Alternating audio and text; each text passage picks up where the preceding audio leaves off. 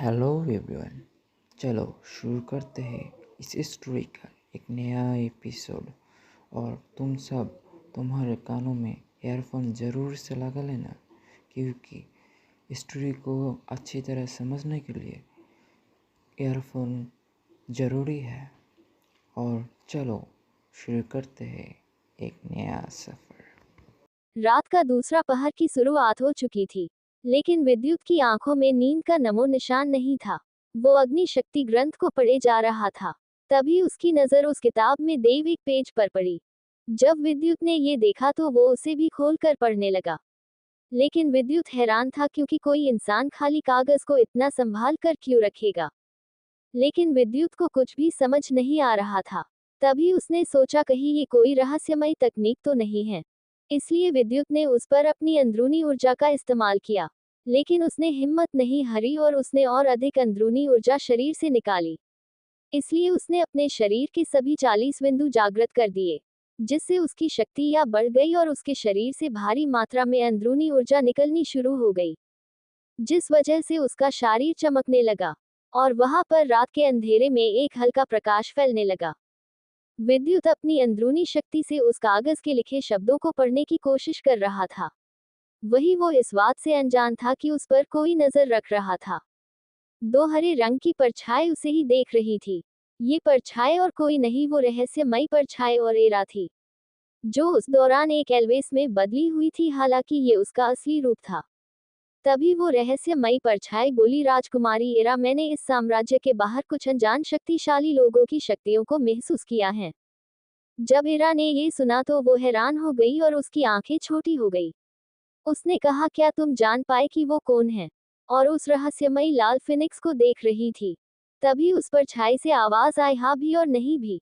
इस पर एरा ने कहा, साफ साफ कहो, और गुस्से से उस परछाई को देखने लगी। जब उस परछाई ने एरा के चेहरे के गुस्से को देखा तो वो थोड़ा घबरा गया। हालांकि वो एक विजय स्तर का योद्धा था, जो योद्धाओं में 8वें स्तर पर था। लेकिन वो फिर भी एरा से सिर झुकाकर बात करता था, क्योंकि एरा के पिता एक महान योद्धा थे जिन्होंने अष्ट सिद्धि में से एक को जागृत कर लिया था। इसलिए अब उनकी शक्तियां इतनी थी कि वो एक साथ 4 विजय स्तर के योद्धा से लड़ सकते थे। एरा के पिता ने ही उसे ये आदेश दिया था कि वो एरा की रक्षा करे। इसलिए एरा के सवाल पर वो रहस्यमयी परछाई, जो अपनी शक्ति से छुपकर एक फिनिक्स में बदला हुआ था, बोला, उसमें से एक को तो अभी जानते हो और उसकी शक्तियों से वाकिफ हो। वो और कोई नहीं, डेदूसी हैं। लेकिन उसके साथ 3 अजय स्तर के योद्धा और 5 योद्धा 5वें स्तर के हैं, जिनके साथ 8 जादुई जानवर जो अभी 5वें स्तर पर हैं। लेकिन एक जानवर 8वें स्तर का ही है, जो दिव्य जानवरों की श्रेणी में आता है। इसलिए मुझे लगता है अब हमें लौट जाना चाहिए, नहीं तो हम मुश्किल में पड़ जाएंगे।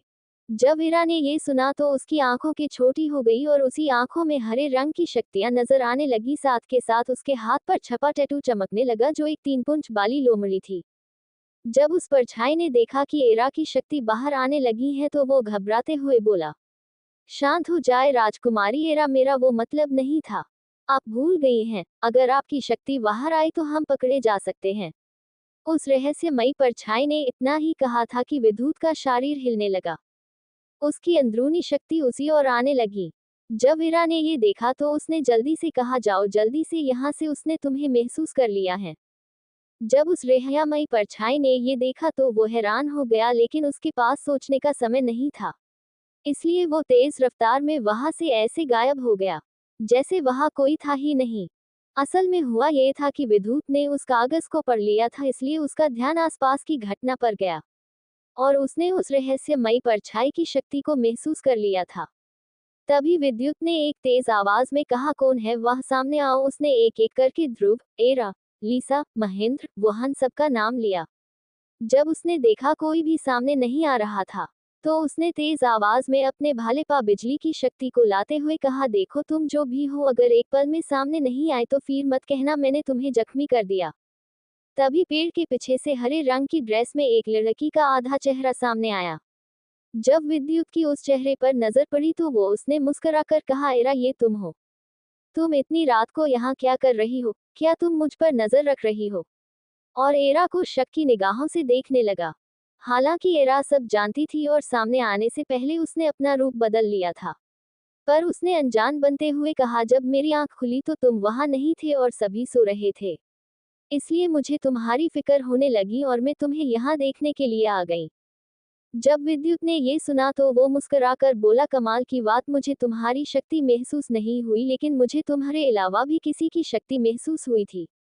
तभी विद्युत ने हैरानी के साथ एरा को देखे हुए पूछा, क्या तुम्हें किसी की शक्तियां महसूस हुई?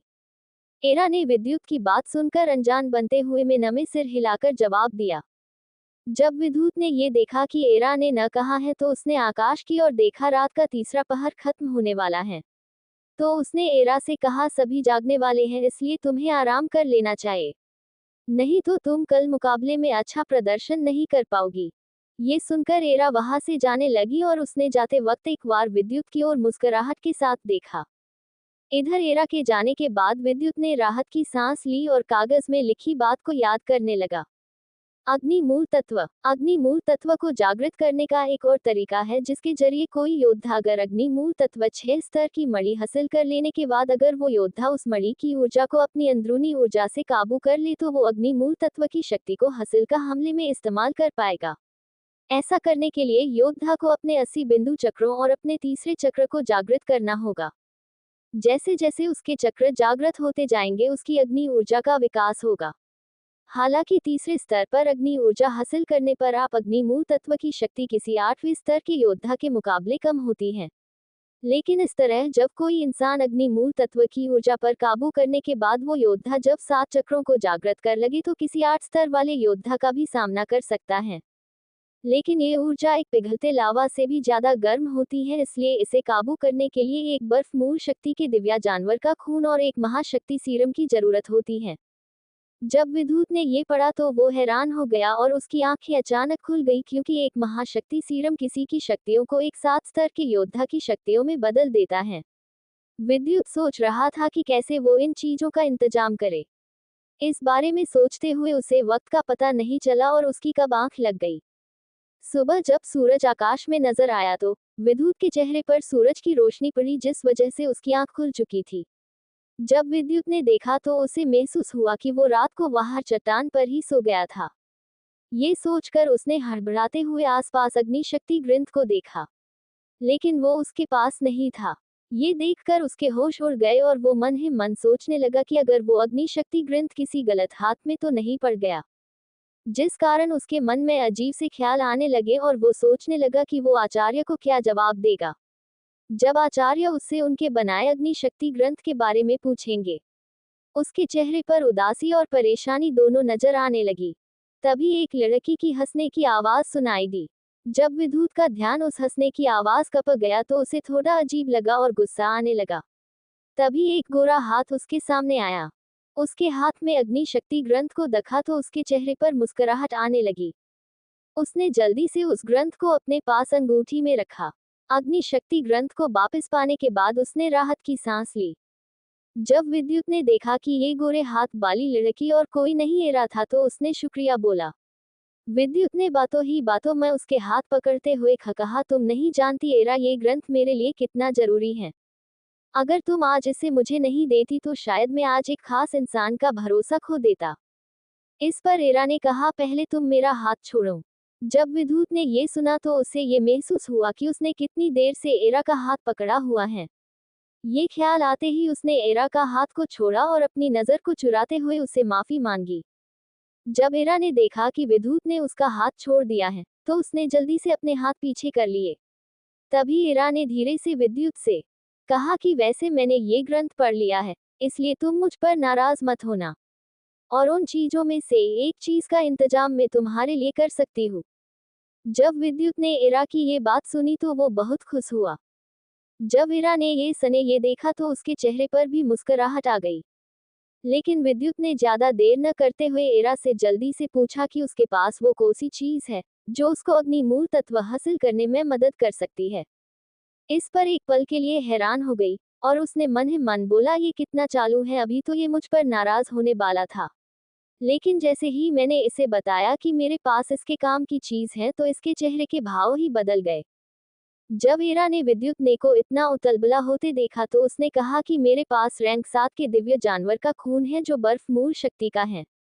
जब विद्युत ने सुना तो उसने हड़बड़ाते हुए उसकी तरफ कदम बढ़ाया, लेकिन एरा ने तुरंत उससे 2 कदम पीछे हटा लिए और कहा कि अरे रुको, मेरे पास वो चीज है पर वो अभी मेरे पास नहीं है।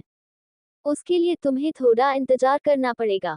मैं इस मुकाबले के बाद वो बर्फ मूल शक्ति के जानवर का खून दे दूंगा, इसलिए तुम्हें थोड़ा इंतजार करना पड़ेगा विद्युत। जब विद्युत ने सुना तो वो रुक गया और बोला, एरा तुम नहीं जानते तुमने मेरी कितनी बड़ी मदद की है। मैं वादा करता हूँ कि एक दिन मैं तुम्हारा ये एहसान जरूर चुकाऊंगा। जब एरा ने ये सुना तो वो मुस्कुराकर बोली, इसकी कोई जरूरत नहीं है विद्युत, तुमने मेरी जान बचाई थी, इसलिए मैं जानती हूँ ये चीज कितनी भी कीमती है पर मेरी जान से ज्यादा कीमती नहीं है। जब मेरे दल के लोग मुझे लेने आएंगे तो मैं तुम्हें वो चीज उनसे लेकर दे दूंगी। जब विद्युत ने एरा की बात सुनी तो उसने सिर हिलाकर हाँ में इशारा किया। तभी एक लड़के की आवाज उन्हें सुनाई दी, उसकी आवाज में बड़ी कठोरता थी। जब विद्युत ने ये आवाज सुनी तो उसका ध्यान उस ओर गया।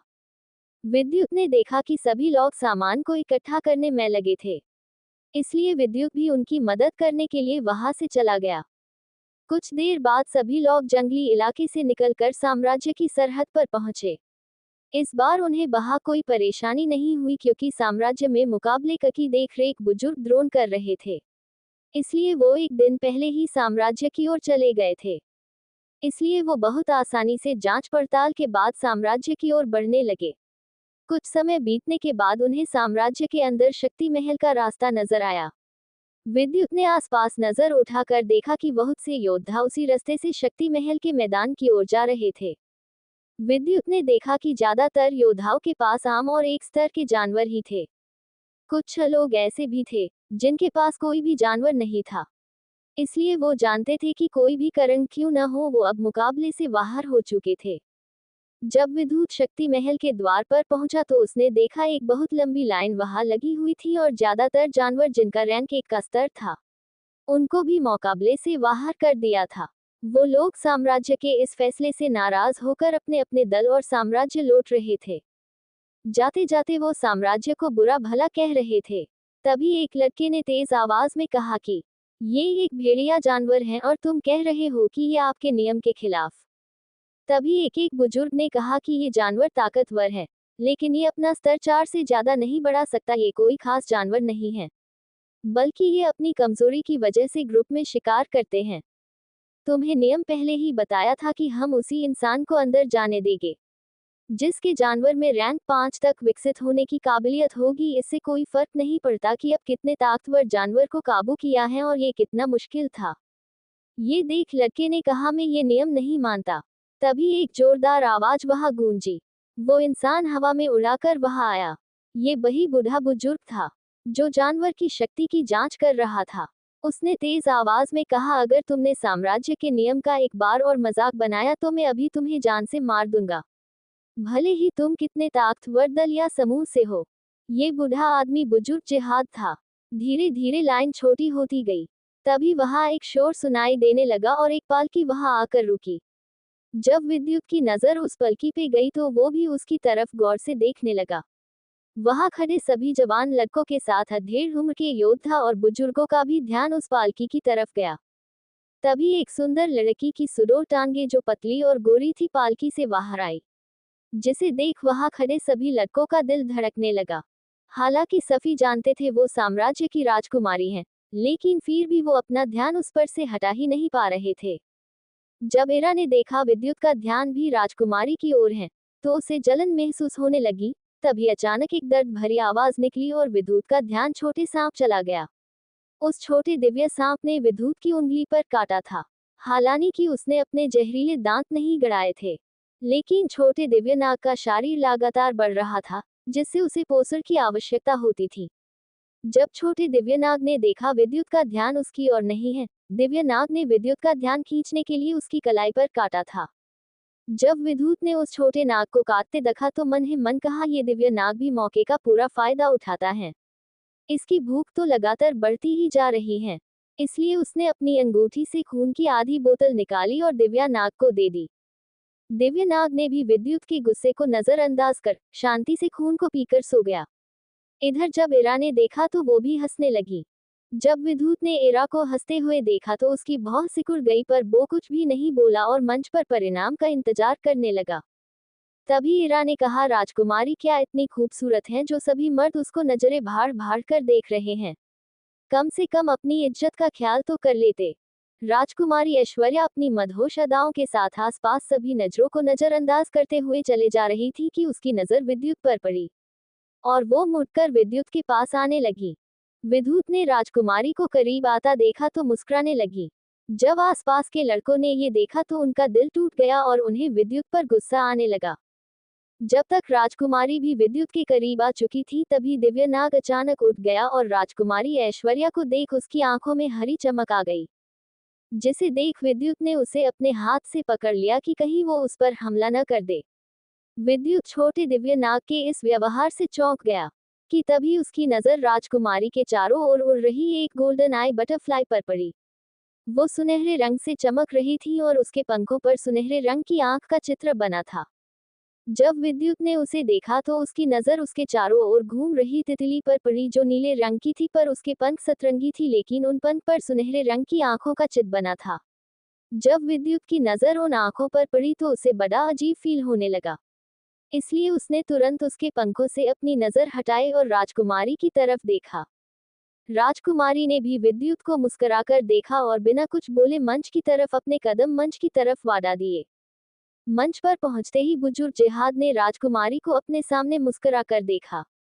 एक पल के बाद उन्होंने उस लड़के को देखा और कुछ योद्धा सैनिकों से कहा, इस बदतमीज लड़के को साम्राज्य से बाहर खदेड़ दो। आज के बाद अगर इसे साम्राज्य में आने की बंदिश लगाई जाती है। जब सैनिकों ने बुजुर्ग जिहाद की बात सुनी तो वो उस लड़के को पकड़कर घसीटते हुए शक्ति महल के बाहर ले गए। इसके बाद बुजुर्ग जिहाद ने राजकुमारी देखते हुए कहा, राजकुमारी ऐश्वर्या इस राउंड में पास हुई। उन्होंने एक सुनहरी गोल्डन आई तितली पर काबू किया है। ये अग्नि मूल शक्ति की दानवी प्रवृत्ति की पक्षी और ये एक हद तक रैंक 7 तक विकसित होती है, उसके बाद इसकी क्षमता पर निर्भर करता है। इसके बाद कुछ लड़के इसी राउंड में बारी बारी आते गए और अपना निर्णय सुनकर सिर हिलाकर जाते रहे। किसी ने भी इससे पहले का नजारा देखकर विरोध करने की हिम्मत नहीं की। लगभग ये किस्सा काफी देर तक चला, तभी शक्ति महल में अचानक गर्मी और ठंड का एहसास हुआ, जिस कारण सभी का ध्यान उस ओर गया। जब सबने देखा तो वो हैरान हो गए। दो लोमड़ी बेहद खूबसूरत पर शक्तियों में विपरीत, एक बर्फ की तरह सफेद और एक अग्नि की तरह गर्म थी, आगे आने लगी, जिसके साथ लाल और सफेद ड्रेस पहने दो लड़कियां आगे आई। ये लड़की और कोई नहीं, दोनों जुड़वा बहनें नायरा और मायरा थी, जिन्हें देखकर आचार्य थामा बोले, ये तो कमाल है, ये दोनों लोमड़ी एक अनोखे जानवर हैं। ये जन्म से ही अपनी मूल तत्व के साथ पैदा होते हैं और इनकी मिली जुली शक्ति किसी रैंक 9 स्तर के योद्धा को भी पीछे हटने पर मजबूर कर देती। जब सभी लोगों ने आचार्य थामा की बात सुनी तो वो हैरान हो गए। उसके बाद शक्ति महल में भूमि कंपने लगी और जब सबने ये देखा तो वो डरने लगे। ऐसा लग रहा था जैसे भूस्खलन आ गया हो। लेकिन बड़ी अजीब बात थी, उसके साथ कदमों की आवाज भी आ रही थी। तभी एक लड़का डरते हुए बोला, लगता है ये इमारत गिरने वाली है, भागो, जिसको भी अपनी जान बचानी है।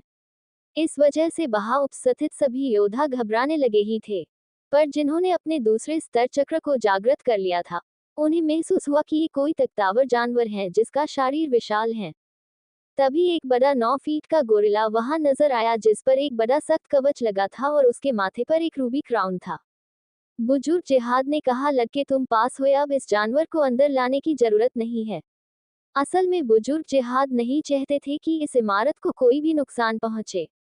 एक एक बाद एक ताकतवर योद्धा वहां आए और अपनी शक्ति की मदद से काबू किए अनोखे जानवर लाते गए। तभी वहां दो परछाई नजर आई जो तेजी के साथ मंच के पास रुकी। उन दोनों परछाई को देख भीड़ से आवाज आई, ये तो तेजस ही होगा। जिसके बाद वहां खड़े लोगों में बातें होने लगी और तभी मंच पर उड़ी धूल को बुजुर्ग द्रोण ने हाथ हिलाकर अपनी शक्ति की मदद से हटाया। तेजस को देख बुजुर्ग द्रोण ने कहा, तुम आराम से भी तो आ सकते थे, लेकिन तेजस ने इस बात पर कोई जवाब नहीं दिया। उसके चेहरे पर बेरहमी थी और आंखों में तूफान भरा था। सभी की खामोशी को तोड़ते हुए तेजस ने कहा, बुजुर्ग द्रोण, क्या मैं पास हुआ? ऐसा कहते वक्त उसके चेहरे का भाव शांत था। बुजुर्ग के मुंह से पास का इशारा सुनकर वो वहां एक पल भी नहीं रुका और उसे तेज रफ्तार में चला गया। उसकी रफ्तार को देख विद्युत की आंखें फटी रह गईं और विद्युत ने कहा, ये तो शक्ति के मामले में बहुत जल्द तीसरा स्तर भी पार कर जाएगा। ये काफी ताकतवर, इसे नजरअंदाज नहीं किया जा सकता। छोटे दोस्त, क्या तुमने इस पर गौर किया? जब मंच पर बैठे आचार्य थामा और ऋतिक वेदा ने देखा तो वो भी उसकी रफ्तार को देख बोले, ये लड़का बहुत जल्द अपना तीसरा चक्र भी जागृत करने वाला है। इसका मतलब राजकुमारी क्या, इनमें से बहुत से योद्धा तो इसके सामने टिक भी नहीं पाएंगे। पर आचार्य के माथे पर परेशानी का भाव नहीं था और वो मुस्कुराकर बोले, अभी बहुत योद्धा बाकी हैं। ये जवान पीढ़ी काफी ताकतवर है। जिस पर सिल्वर टाइगर ने कहा, थामा, इस बार तो मैं भी ये नहीं कह सकता कि अगर मैं 2 स्तर पर होता तो रफ्तार के मामले में शायद मैं भी इसे न हरा पाऊं। जब ऋतिक वेदा ने ये सुना तो वो भी जानते थे कि सिल्वर टाइगर रफ्तार के मामले में सबसे तेज जानवरों में से एक था। सिल्वर टाइगर की बात सुन महान ऋतिक वेदा ने कहा, टाइगर, क्या तुम बता सकते हो ये क्या दिव्या जानवर है? इस पर सिल्वर टाइगर ने कहा, ये एक अंधेरी दुनिया का जानवर, द बब्लिक शोडो टाइगर। एक अजीब गरीब जानवर जो लोगों की मार कर उनके शक्ति चक्रों को निगल जाता है। ये बेरहम है। मैं नहीं जानता इसने खुद को किसी और को काबू कैसे करने दिया। जब तेजस के ब्लैक शैडो टाइगर को देख सभी हैरान थे है कि बुजुर्ग जिहाद सभी को शांत करते हुए तेज आवाज में सभी को डांटा। तब बुजुर्ग जिहाद ने ज्यादा देर न करते हुए अगला नाम लिया तो सबका ध्यान विद्युत की ओर गया। कुछ लोग कहने लगे कि ये तो वही लड़का है न जिसने बुजुर्ग द्रोण से बहस की थी। तभी एक लड़का भीड़ से बोला, लेकिन मुझे तो इसमें कुछ खास नजर आता नहीं है, ये कितना छोटा है। तभी दूसरा लड़का बोला, अरे नहीं भाई, मैं उस वक्त नहीं था, इसकी शक्ति बिजली मूल की है। मुझे यकीन है ये जरूर कुछ धमाल करेगा, देखना। तभी उसके बगल में एक लड़का बोला, पर मुझे तो इसका काबू किया जानवर नजर ही नहीं आ रहा है। विद्युत लोगों की बातों को नजरअंदाज कर मंच की ओर बढ़ने लगा। वो बड़े शांत अंदाज में मंच की तरफ बढ़ा, जिस वजह से बहुत से लड़के उसका मजाक तक उड़ाने लगे। जिस वजह से विद्युत के हाथ पर लिपटे सांप की नींद खुली और उसकी आंखों में हरी चमक आने लगी। जब विद्युत मंच पर पहुंचा तो बुजुर्ग द्रोण ने कहा, लड़के, तुमने किस तरह के जानवर पर काबू किया है? उद्धरण चिन्ह। इस पर विद्युत ने दिव्य सांप को सामने की तरफ आगे किया। वो सांप देखने में आम नजर आ रहा था, क्योंकि कोई भी उसकी शक्तियों को जब तक महसूस नहीं कर सकता था जब तक वो अपनी शक्तियों को बाहर नहीं लाता। ऐसा उसके पास एक रैंक 5 की सर्प दिव्य नागमणि के कारण था, जो उसकी माँ ने उसे दी थी। जब बुजुर्ग द्रोण ने ये देखा तो वो हंसते हुए कहा, कमाल है, ये सांप तो काफी छोटा है। लड़के, मुझे नहीं लगता इसमें कुछ खासियत है। क्या तुम पिछले 7 दिनों में इस मामूली सांप को ही काबू कर पाए? ये कहना गलत नहीं होगा कि ये सांप पहले स्तर का भी होगा। बुजुर्ग द्रोण ने ये देखा तो उनकी आंखों में चमक आ गई, इसलिए उन्होंने बुजुर्ग जिहाद को रोका और आगे आने लगे। उन्हें अपनी ओर आते देख बुजुर्ग जिहाद का ध्यान उनकी ओर गया और वो हैरानी के साथ मुड़कर बुजुर्ग द्रोण से बोले, क्या मैंने कुछ गलत कहा बुजुर्ग जिहाद? जब बुजुर्ग द्रोण ने ये सुना तो उन्होंने करीब आकर बुजुर्ग जिहाद से सम्मान के साथ कहा, ये लड़का मामूली नहीं है जिहाद, इसकी शक्ति काबिले तारीफ है। परीक्षा प्रवेश के दौरान इसने यहाँ उपस्थित सभी को चौंका दिया था। इधर दोनों बुजुर्गों को बात करते देख ऊंचे मंच पर बैठे आचार्य थामा और महान ऋतिक वेदा, नागा अर्जुन और अन्य लोगों का ध्यान भी उस ओर गया। जब बुजुर्ग जिहाद ने ये सुना तो काफी हैरान हुए और सामने खड़े लाल कोट पहने लड़के को देखने लगे। इससे पहले बुजुर्ग जिहाद कुछ कहते बुजुर्ग द्रोण ने उस सांप की पूंछ पकड़ी और हवा में उठाते हुए कहा, मुझे लगता है हमें करीब से इसकी जांच करनी चाहिए, नहीं तो इंद्रपुरी साम्राज्य के शक्ति परीक्षण मुकाबले पर उंगली उठ सकती है। असलियत पिछले दिनों हुई बेइज्जती के कारण बुजुर्ग द्रोण विद्युत से अपना बदला लेना चाहते थे। इसलिए उन्होंने जब देखा कि विद्युत के पास कोई अनोखा और दिव्य जानवर नहीं है तो उनके चेहरे पर एक शैतानी भाव नजर आ गया। असलियत में वो विद्युत को उकसाने की कोशिश कर रहे थे कि वो किसी तरह से उनसे सबके सामने हमला या कोई गलती करे जिसका फायदा उठाकर वो उसे साम्राज्य से बाहर फिकवा कर अपना बदला ले सकें। लेकिन विद्युत समझ बुजुर्ग द्रोण के इरादे समझ चुका था, इसलिए जब बुजुर्ग द्रोण ने छोटे दिव्या नाग की पूंछ पकड़कर ऊपर उठाया तो उसने बुजुर्ग द्रोण को रोका नहीं, बल्कि वो खुद कुछ कदम कदम पीछे हट गया। इसके बाद अपने शरीर से शक्तियां निकालने लगा। हालांकि वो शक्ति बुजुर्ग द्रोण और किसी भी 3 स्तर के योद्धा से कमजोर थी, पर ये शक्तियां किसी हमले के लिए नहीं बल्कि दिव्या छोटे नाग से बचने के लिए थी। इधर जब दिव्या छोटे नाग ने इस तरह अपने आप को पूंछ से लटकते हुए देखा तो उसे गुस्सा आ गया। इसके साथ उसके शरीर में पर हरे रंग की रेखा बननी शुरू हो गई और उसका शरीर हरी रोशनी से चमकने लगा। उस रोशनी के साथ पूरे शक्ति महल में एक हरी धुंध नजर आने लगी, जिससे उस महल के हाल में बहुत से योद्धाओं को घुटन महसूस होने लगी और मामूली जानवर जमीन पर गिरकर तड़पने लगे। जब नागा अर्जुन ने ये दृश्य देखा तो उनके माथे पर परेशानी नजर आने लगी, क्योंकि ये सभी नौजवान योद्धा किसी न किसी छोटे बड़े ताकतवर दलों से आए थे। इस वजह से अगर इन योद्धाओं को अगर कुछ हुआ तो साम्राज्य को अंदरूनी विद्रोह का सामना करना पड़ सकता था। इसलिए उन्होंने आचार्य थामा और ऋतिक वेदा की ओर देखा, तो उनके चेहरे पर हैरानी थी, क्योंकि आचार्य थामा मुस्कुरा रहे थे और महान ऋतिक वेदा भी महान थामा को ही देख रहे थे। इसलिए नागा अर्जुन से रहा नहीं गया और वे बोले, महान ऋतिक वेदा कुछ कीजिए, अगर इन जवान पीढ़ी के योद्धाओं को कुछ हुआ तो शायद इस साम्राज्य का भविष्य खतरे में पड़ सकता है। जब महान ऋतिक वेदा ने ये सुना तो उन्होंने अपनी शक्तियों से उस सांप के चारों ओर कवच बना दिया, लेकिन उन शक्तियों को महसूस होते ही छोटे दिव्या सांप ने तुरंत अपना रूप बदला और वो एक 15 फुट का नाग में बदल गया और बुर्जुग द्रोण के शरीर के चारों तरफ लिपट गया, जिस वजह से ऋतिक वेदा ने दोनों के चारों ओर कवच बना दिया, जिससे हवा में जहर की मात्रा कम होने लगी। लेकिन तभी अचानक सब और भी ज्यादा हैरान हो गए, क्योंकि एक खतरनाक और रौबदार आवाज में छोट सांप ने अपने शरीर के 60 बिंदु जागृत करते हुए कहा, बड़े द्रोण, तेरी इतनी हिम्मत कि तू दिव्य नागों के राजकुमार का मजाक उड़ाए। तू भले ही शक्ति के 5वें स्तर का योद्धा है, पर तू शायद भूल गया कि मैं कौन हूँ। मैं उस नागों के महान योद्धा जिसने महान आदि देव के साथ इस पूरी दुनिया पर कब्जा कर लिया था, उनका वंशज नागेश हूँ।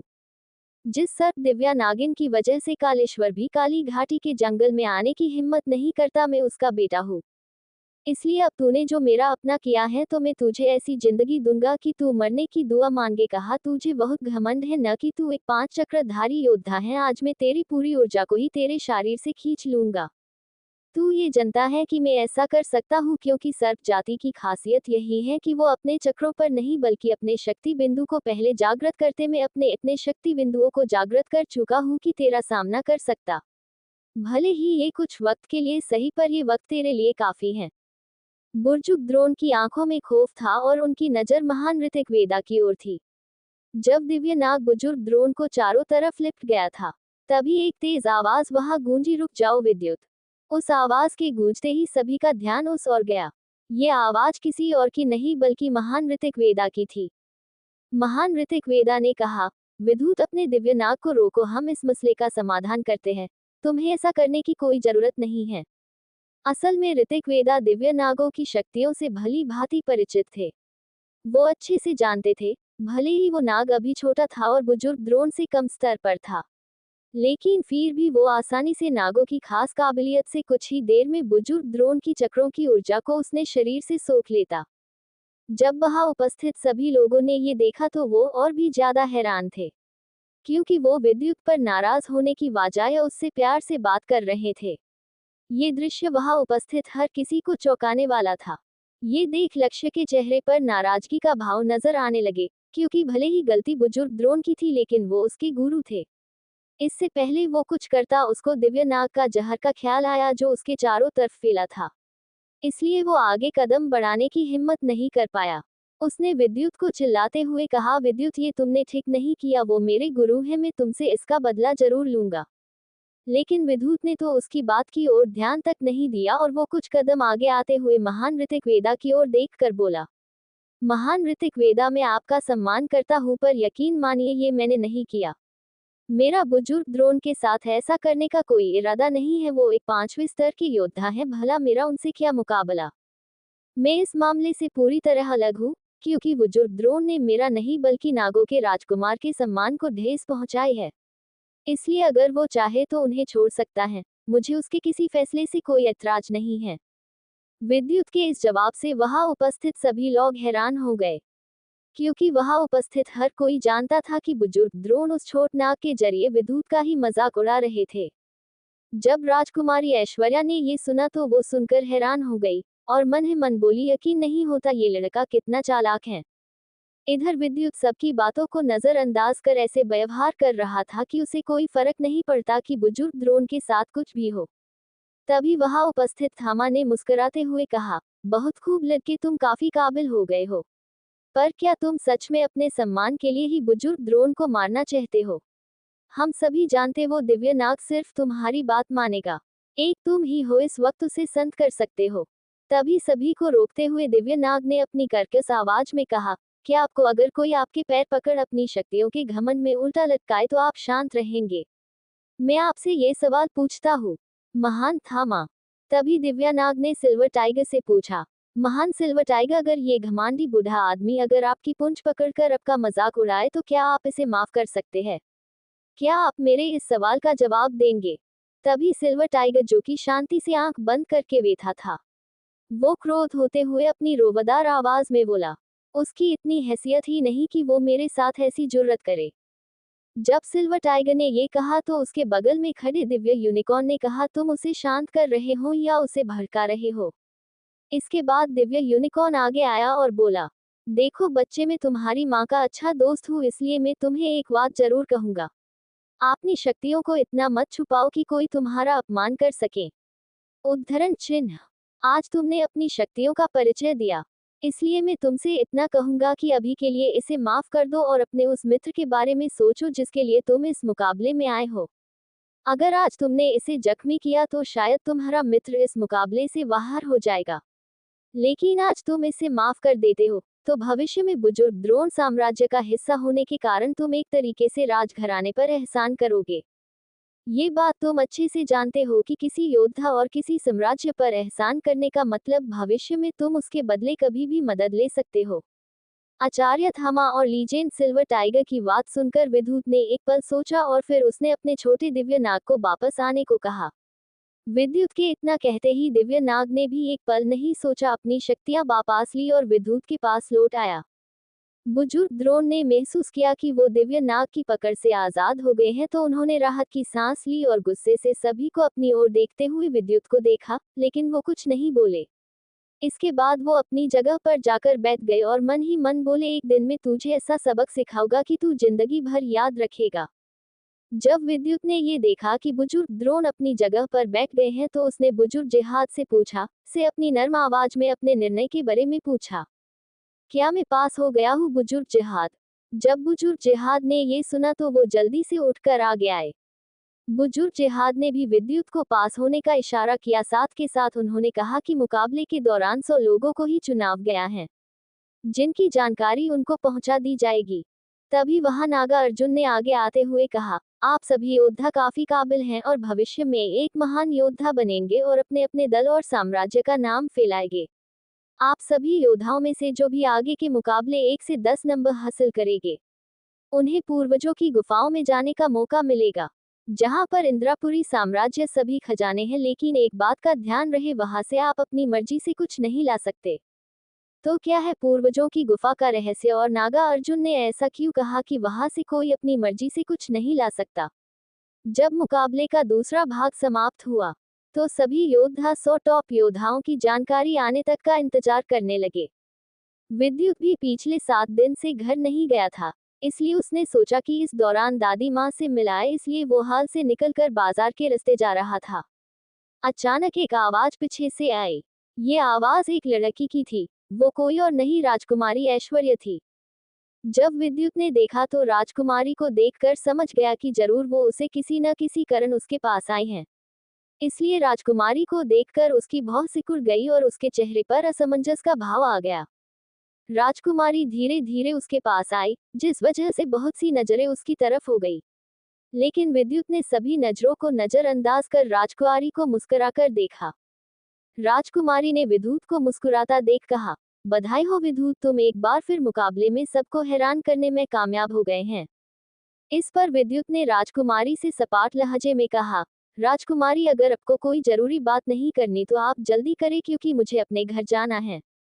जब राजकुमारी ने विद्युत का जवाब सुना तो वो हैरान हो गई, क्योंकि उसके राजकुमारी होने की वजह से बहुत से लोग उससे दोस्ती करना चाहते थे, पर एक ये लड़का था जो कि उसे नजरअंदाज कर रहा था। जब विद्युत ने देखा, राजकुमारी क्या आप कुछ कहना चाहती हैं? विद्युत का सवाल सुनकर राजकुमारी हड़बड़ाते हुए बोली, कमाल की बात है विद्युत, कुछ दिन पहले मैं तुम्हें जानती भी नहीं थी और आज आधा साम्राज्य तुम्हें और तुम्हारे इस दिव्य नाग से परिचित है। मेरा मानना है तुम्हें संभल कर रहना चाहिए, क्योंकि बहुत से योद्धा तुम्हारी इस बढ़ती शोहरत और कामयाबी से तुम्हें अपना दुश्मन मान चुके। क्या तुम्हें डर नहीं लगता है? अगर तुम चाहो तो मैं तुम्हारी मदद कर सकती हूँ। जब विद्युत ने ये सुना तो वो और भी ज्यादा हैरान हो गया और बोला, साम्राज्य की राजकुमारी को एक आम योद्धा की मदद करने की क्या जरूरत है? खैर छोड़ो, मुझे नहीं लगता आपको कोई जरूरी काम है, इसलिए मैं चलता हूँ। इसके बाद विद्युत वहां से तेज कदमों से अपने घर की ओर जाने लगा। तभी राजकुमारी के पीछे से एक लड़की की आवाज आई। जब राजकुमारी ने ये देखा तो वो उस ओर देखने लगी। ये लड़की एरा थी जो बहुत ही खूबसूरत लग रही थी। उसके साथ ही ध्रुव और दो लड़के और एक और लड़की उसके पीछे पीछे आने लगे। जब राजकुमारी ने अपनी ओर आते हुए एरा को देखा तो उसने गुरूर के साथ कहा, एरा तुम भी यह हो? बोलो, मैं तुम्हारी क्या मदद कर सकती हूँ? जब एरा ने ये सुना तो उसने सपाट लहजे में कहा, राजकुमारी ऐश्वर्या, आप विद्युत के पीछे क्यों पड़ी है? मेरी बात मानो तो उससे दूर रहो तो आपके लिए अच्छा है। जब राजकुमारी ने ये सुना तो वो नाराज हो गई और उसके माथे की भौं सिकुड़ गई और उसने तेज आवाज में कहा, अब मेरे इतने बुरे दिन भी नहीं कि मैं तुम्हारी राय का इंतजार करूं, और तुम होती कौन हो मुझे राय देने वाली? इस पर एरा ने उसके कानों के पास आते हुए कहा, मेरे बारे में जानकारी लेने से अच्छा है तुम महान थामा से पूछ लो, और रही बात राय की तो मैंने तुम्हें कोई राय नहीं दी। मैंने तुम्हें हकीकत से वाकिफ कराया है। राजकुमारी, अगर तुम सच में उसकी फिक्र करती हो तो तुमने बुजुर्ग द्रोण के फैसले का विरोध क्यों नहीं किया जब वो उसका मजाक उड़ा रहे थे?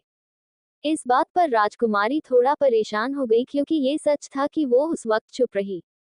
लेकिन राजकुमारी ने अपना बचाव करते हुए कहा, बुजुर्ग द्रोण राजघराने के बुजुर्ग हैं, उनका ओहदा बहुत ज्यादा है, इसलिए मैं उन्हें कुछ नहीं कह सकती। जब राजकुमारी ने ये कहा तो एरा मुस्कुराने लगी और बोली, इसलिए मैंने कहा तुम साम्राज्य की राजकुमारी हो, इसलिए तुम्हारा ओहदा बहुत ज्यादा है। विद्युत एक मामूली लड़का, तुम्हें बड़े दल के लोगों से पहचान बढ़ानी चाहिए। क्यों, मैंने सही कहा न राजकुमारी ऐश्वर्या? वहां खड़े लोग बड़ी ही हैरानी से राजकुमारी और एरा की बातें सुन रहे थे। हालांकि उन्हें कुछ नहीं पाता था, लेकिन फिर भी वो दोनों की खूबसूरती को निहार रहे थे। जब राजकुमारी के पास एरा की बातों का कोई जवाब नहीं था, तो एरा वहां से मुस्कुराते हुए चली गई। तभी ध्रुव ने एरा के पास आते हुए कहा, एरा, मुझे लगता है तुम ध्रुव को पसंद करती हो।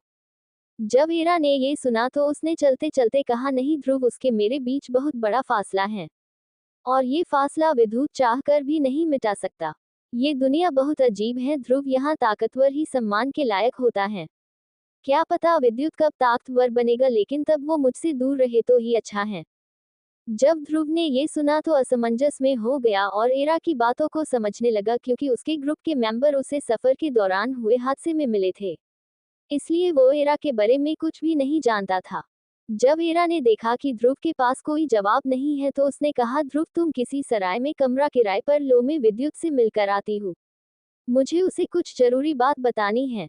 असल में परछाई वाले इंसान ने एरा को बताया था कि साम्राज्य में कुछ अनजान लोग विद्युत के बारे में पूछताछ कर रहे हैं। ये 5 लोगों का समूह है, जिसमें एक विजय और 3 अजय और एक 6 स्तर का इंसान है जो बेहद ताकतवर हैं। इसलिए एरा जानना चाहती थी कि वो लोग विद्युत के पीछे क्यों पड़े हैं। इसलिए एरा तेज कदमों के साथ विद्युत के पास जाने लगी, लेकिन कुछ ही दूर आगे उसे लोगों की भीड़ नजर आई जहां विद्युत के सामने कुछ लोग खड़े थे। जब एरा ने लोगों की भीड़ में विद्युत को देखा तो उसके पास जाने लगी, तो उसे पता चला वो लोग और कोई नहीं, बुजुर्ग द्रोण का शिष्य लक्ष्य और उसके साथ ही थे। इसलिए एरा ने मजरे को समझने के लिए पास जाना जरूरी समझा और नजदीक जाने लगी। उधर सामने खड़े लक्ष्य ने विद्युत से कहा, विद्युत, आज तुमने ठीक नहीं किया। तुमने धोखे से जानबूझकर अपने उस सपोले को शक्तियां दावा कर मामूली दिखने का नाटक करने को कहा था, जिससे तुम जब बुजुर्ग द्रोण उसे नजरअंदाज करके उस पर हमला कर सके। ऐसा करते वक्त लक्ष्य के दोनों चक्र जागृत हो चुके थे, और उसके साथ खड़ा ब्लॉक आर्म गोरिल्ला भी अपनी शक्तियों को बाहर निकाल चुका था। ये नजारा देखकर वहां खड़े लोग हैरान हो गए और वो आंख फाड़ फाड़ कर उन 5 योद्धाओं से और उनके साथ खड़े खतरनाक गोरिल्ला की शक्तियों को देखकर पीछे हटने लगे, क्योंकि उन्हें यकीन हो गया कि वहां अब एक खतरनाक लड़ाई होने वाली है। इसलिए बाजार के इस हिस्से में बहुत अधिक लोग जमा हो गए। जब विद्युत ने ये नजारा देखा तो वो मुस्कुरा कर बोला, देखो वो इस दिव्या नाग का मजाक उड़ा रहे थे, इसलिए वो इस नाग और उनके बीच का आपसी मामला था जिसमें तुम खामखा घुस रहे हो। मैं जानता हूँ तुम्हें कोई फर्क नहीं पड़ता बुजुर्ग द्रोण से, और तुम आज जिस वजह से आए हो वो वजह भी शायद मैं जानता हूँ। ये कहकर विद्युत मुस्कुराते हुए आगे आया और लक्ष्य के पास आकर धीरे से बोला, तुम राजकुमारी के लिए आए हो न क्योंकि वो मुझे पसंद करती है। यकीन मानो वो बहुत खूबसूरत है, मैंने करीब से देखा है उसे। जब लक्ष्य ने ये सुना तो उसकी आंखों में खून उतर आया और वो विद्युत को मारने के लिए तैयार हो गया। लेकिन विद्युत ये देखकर मुस्कुरा रहा था। सच तो ये था कि वो मुकाबले से पहले अपनी शक्तियों को आजमाना चाहता था, जिससे उसे पता सके वो कितना ताकतवर हो चुका है। विद्युत जानता था कि उसके और राजकुमारी के बीच कुछ भी नहीं है और विद्युत उसे पसंद भी नहीं करता था। विद्युत की पसंद तो वो रहस्यमयी लड़की थी जिसे उसने जंगल में देखा था, हरे रंग की रोशनी के बीच हाथ में धनुष पकड़े। विद्युत उसके बारे में और अधिक जानना चाहता था, लेकिन लक्ष्य से जब रहा नहीं गया तो वो चिल्लाते हुए बोला, अपने साथ आए लोगों से बोला, जाओ जाके इसकी हड्डियां तोड़ दो। ये सुनते ही कुछ लोग जो गिनती में 5 थे आगे आए, उनके शरीर के चक्र जागृत हो गए और वो विद्युत को घेरने लगे। तभी भीड़ से एक लड़की की आवाज आई। ये आवाज बहुत खूबसूरत थी। उसके कंधे पर एक पक्षी बैठा था जिसमें में हरे रंग की आभा की चमक आ रही थी। जब लक्ष्य ने साथियों ने ये आवाज सुनी तो वो चौंक गए और बोले, लीडर ये अकेला नहीं है, इसके साथ और भी लोग हैं। तभी इरा लोगों की भीड़ से निकलकर सामने आए और मुस्कुराते हुए बोली, लक्ष्य तुम बिल्कुल बुद्धू हो। अब जब तुम ऐसे समूह के साथ घेर कर किसी पर हमला करोगे तो कौन तुम्हारी इज्जत करेगा? ऐसा तुम अपना नाम ही खराब करोगे और क्या इज्जत रहेगी तुम्हारे गुरु बुजुर्ग द्रोण की। जब इरा पर वहां उपस्थित लोगों की नजरें पड़ी तो वो लोग इरा की खूबसूरती को निहारे बिन रह नहीं पाए और कहने लगे, वाह क्या खूबसूरत लड़की है। कुछ लोगों ने तो इतना भी कहा, मैं इसे अपनी बना कर ही रहूंगा। लेकिन इरा ने उन्हें नजरअंदाज करते हुए घूर कर देखा और उनका दिल एक पल में ही टूट गया। लेकिन जब विद्युत ने इरा को वहां देखा तो वो हैरानी के साथ बोला, तुम यहाँ क्या कर रही हो इरा? मैंने तो तुम्हें नहीं बुलाया। इस पर इरा के पीछे से एक और आवाज आई, पर यह आवाज एक लड़की की थी जो काफी रौबदार थी। क्या फर्क पड़ता है विद्युत, तुमने हमें बुलाया है या नहीं, हम तुम्हारी मदद के लिए आए हैं, जैसे तुमने जंगल में हमारी मदद की थी। जब लक्ष्य ने देख वो सभी 6 लोग और उनके साथ एक से एक ताकतवर जानवर थे तो उसे फिक्र होने लगी और वो गुस्से से बोला, क्या हुआ विद्युत, मैंने सोचा था तुम एक मर्द हो और मर्दों की तरह सामना करोगे। तुम तो डरपोक निकले और अपने साथियों को बुला लिया। इस विद्युत ने अपना सिर खुजाते हुए कहा, अब मैं क्या कर सकता हूँ? मैं हूँ ही इतना अच्छा कि मेरी मदद के लिए खूबसूरत लड़कियां और लोग आ ही जाते हैं।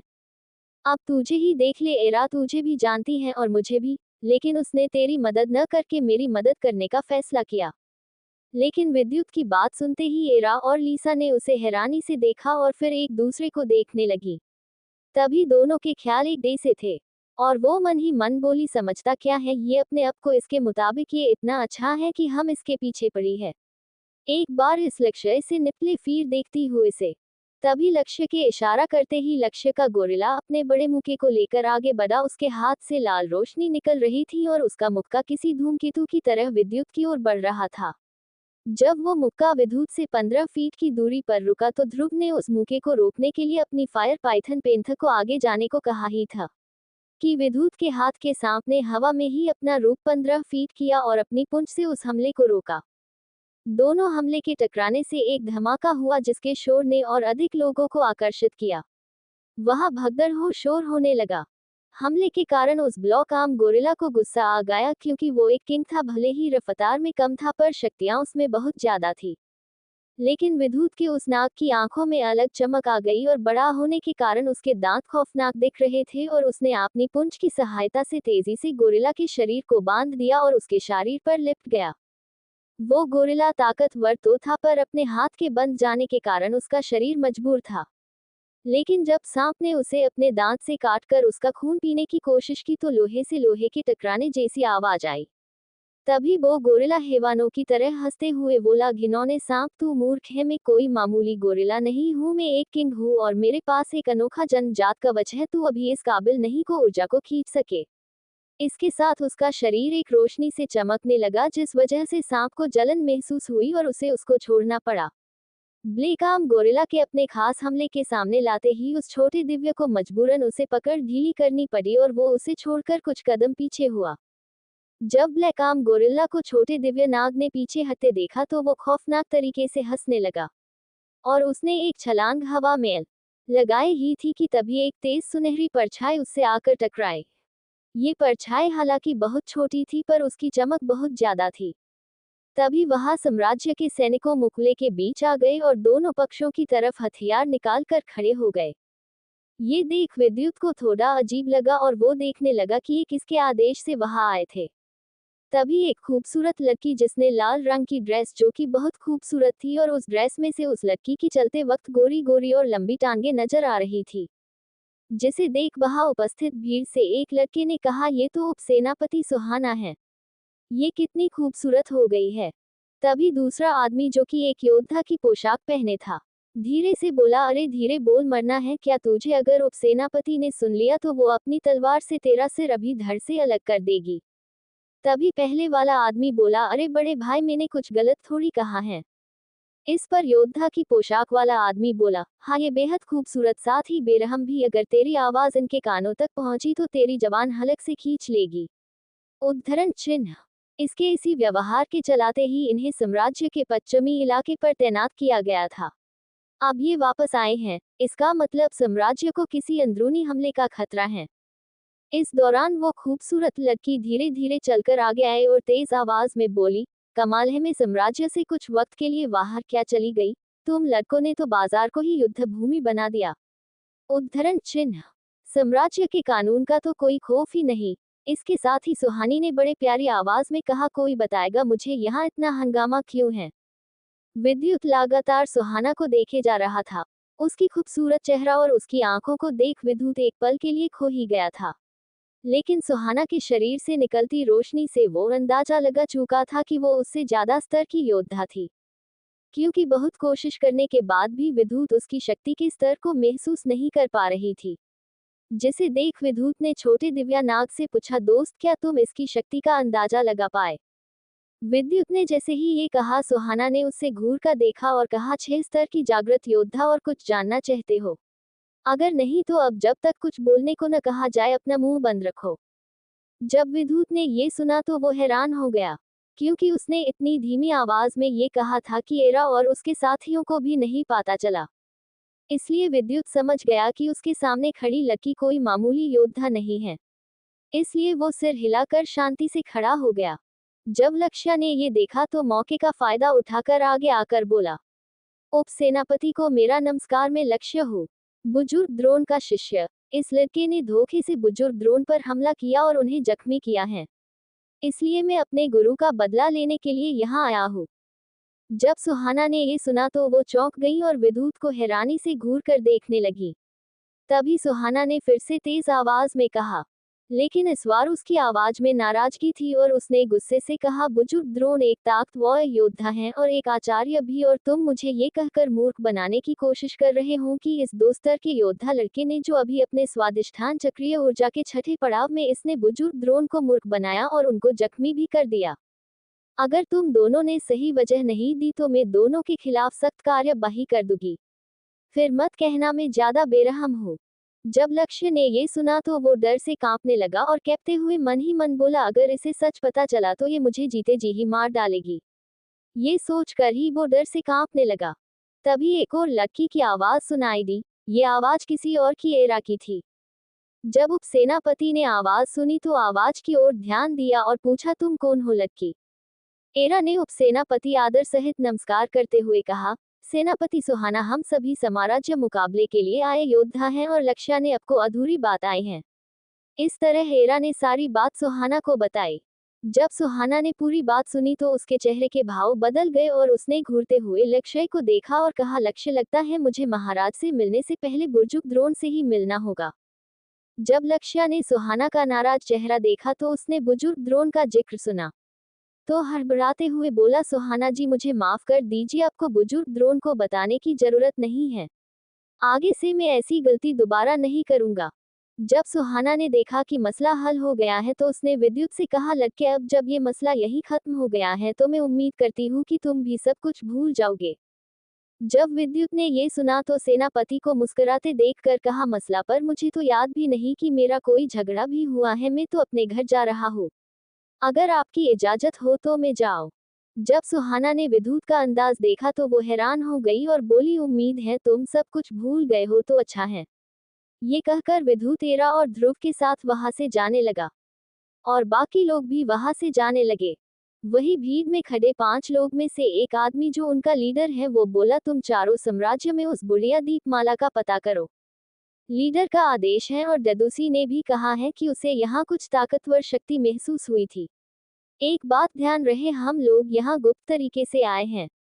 अगर हम पकड़े गए तो शायद लीडर हमारी मदद न कर पाए, क्योंकि उस बूढ़ी औरत के अलावा भी यहाँ बहुत से ताकतवर लोग हैं, जिनमें से 2 वो बूढ़े थामा और ऋतिक हैं।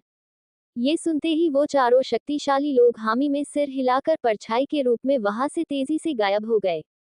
बाजार से निकलकर सुहाना राजघराने के महल पहुंची थी कि उससे बुजुर्ग द्रोण, थामा महान ऋतिक वेदा और नागा अर्जुन के साथ कुछ बुजुर्ग उसी और आ रहे थे। जब सुहाना ने देखा सभी लोग उसी और आ रहे हैं तो उसने सबसे पहले दल के लीडर महान ऋतिक वेदा और नागा अर्जुन को नमस्कार कहा। जब सब ने आवाज की ओर ध्यान दिया तो उन्होंने देखा कि वो और कोई नहीं उपसेनापति सुहाना थी। इसलिए उन्होंने मुस्कुराकर सुहाना का स्वागत किया।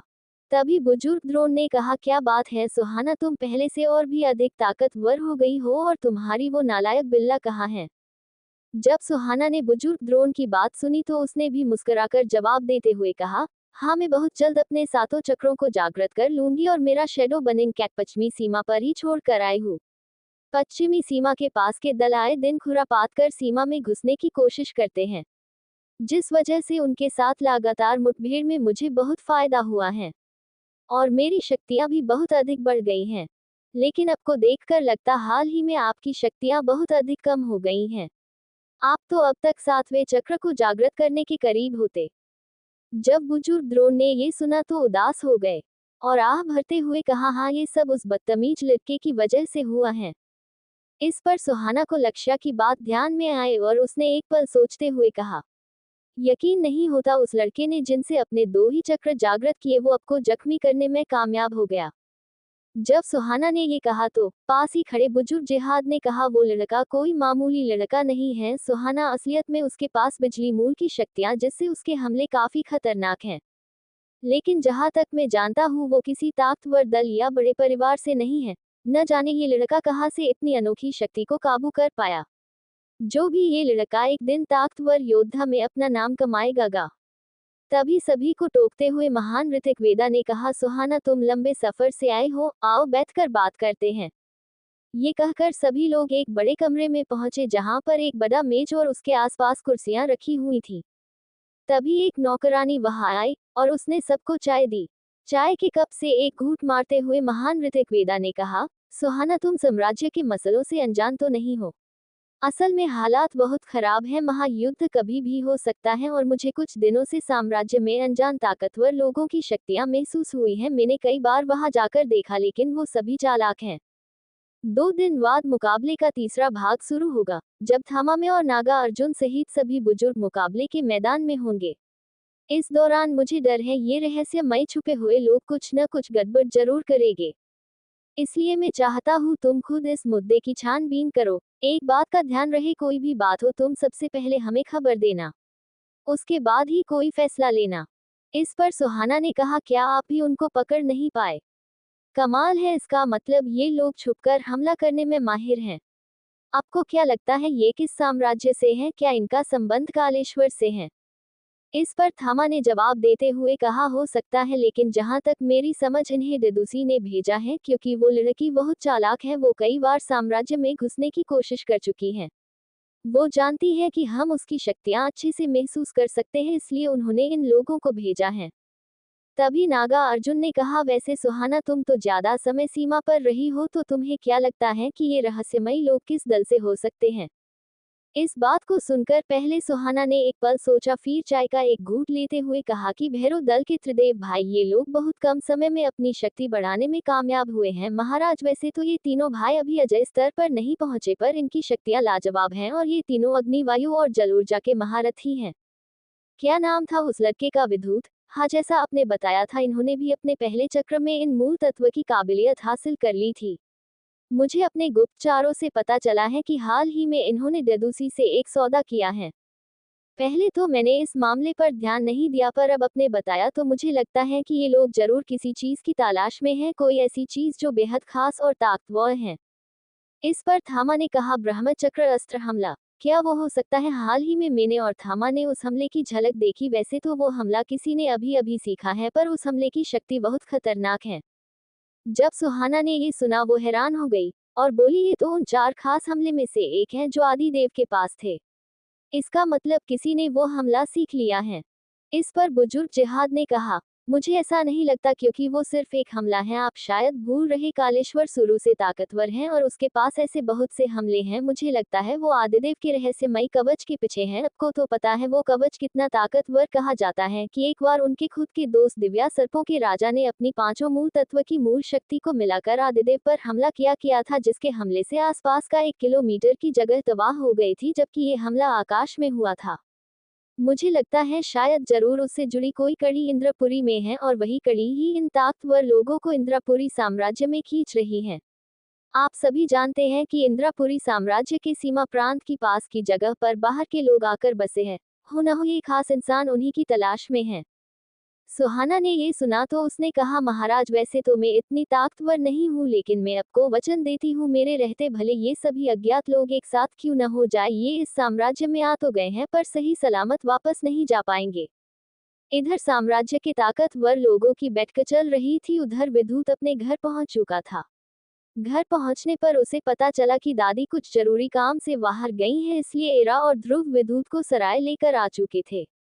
हालांकि विद्युत ने उन्हें मना किया, पर आज के हुए हादसे के बाद विद्युत ने भी उनकी बात को मना नहीं किया।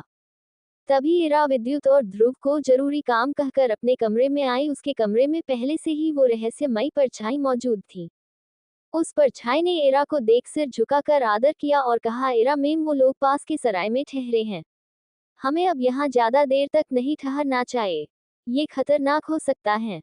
जब इरा ने ये सुना तो उसने उसे चुप रहने का इशारा किया और अपनी शक्ति की मदद से एक अदृश्य चादर बना दी और कहा, मुझे लगता है कि ये लोग भी उसी मकसद से आए हैं, इसलिए हमें कुछ दिन और देखना चाहिए। क्या पता हम जिस मकसद से यहाँ आए हैं वो पूरा हो जाए। साथ ही बाबा का दिया अंदरूनी ऊर्जा गोला भी चमक रहा है, इसका मतलब वो योद्धा भी यही है जिसमें बाबा की मदद की, इसलिए हमें डरने की जरूरत नहीं है। तुम अपने लोगों से कहो कि वो तैयार रहे और हमारे इशारे के इंतजार करे।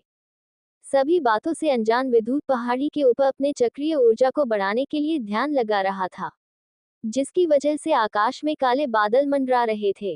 चारों ओर बिजली की गड़गड़ाहट के साथ तेज बारिश हो रही थी। इसके साथ विद्युत के दोनों चक्र जागृत हो चुके थे। उनके अंदर से ऊर्जा निकलकर विद्युत को चारों ओर घेरने लगी। लेकिन सबसे बड़ी हैरानी की बात थी कि विद्युत का शरीर बारिश के होने के कारण भी भीगा नहीं था। अगर ध्यान से देखा जाए तो नजर आएगा विद्युत की आसपास हो रही ऊर्जा इतनी जल्दी बढ़ रही है कि आकाश से गिरती पानी की बूंदें पल भर में भाप बनकर उड़ रही हैं। कुछ देर तक यही सिलसिला लगातार चलता रहा। शक्तियां चक्र से निकलकर उसके शरीर से लगातार सोखी जा रही। तभी एक शक्ति आकाश में तेजी से हवा को चीरते हुए विद्युत के पास आकर रुक गई, जिसे महसूस कर विद्युत ने अपनी आंख खोली। आचार्य थामा को देखकर विद्युत के चेहरे पर मुस्कुराहट आ गई, इसलिए वो तुरंत आचार्य के पास आया और इससे पहले विद्युत कुछ बोलता, आचार्य ने कहा, ये तो कमाल हो गया विद्युत, तुम शक्तियां महसूस करने लगे हो। इसका मतलब तुम अगले 2 महीने में अपने तीसरे चक्र को जागृत कर लोगे। अगर मैं सही हूं तो तुम अभी 2 चक्र के 8 स्तर पर हो, ये तारीफ के काबिल हैं। जब विद्युत ने ये सुना तो कुछ नहीं बोला और आचार्य की बात को सिर हिलाकर हामी में इशारा किया। जब आचार्य ने महसूस किया कि विद्युत उनसे कुछ पूछना चाहता है तो उन्होंने उससे मुस्कुराते हुए कहा कि अगर तुम कुछ पूछना चाहते हो तो पूछ सकते हो। जब विद्युत ने सुना तो वो समझ नहीं पा रहा था कि वो आचार्य से पूछे कि नहीं, पर उसने फिर हिचकिचाते हुए पूछा, आचार्य, ये पूर्वजों की गुफा क्या है और इसमें जाने के बाद क्या होगा? जब आचार्य ने विद्युत का सवाल सुना तो पहले तो वो कुछ सोचने लगे, फिर उन्होंने ने कहा कि विद्युत, जब भी किसी साम्राज्य या कोई भी ताकतवर इंसान मरता है तो वो अपने रहस्य को कहीं न कहीं छुपा देता है। पूर्वजों की गुफा भी एक रहस्य भरी गुफा है जिसमें जाने के बाद अगर तुम्हारी किस्मत अच्छी रही तो क्या पता वहां तुम्हें कोई खजाना हासिल हो जाए।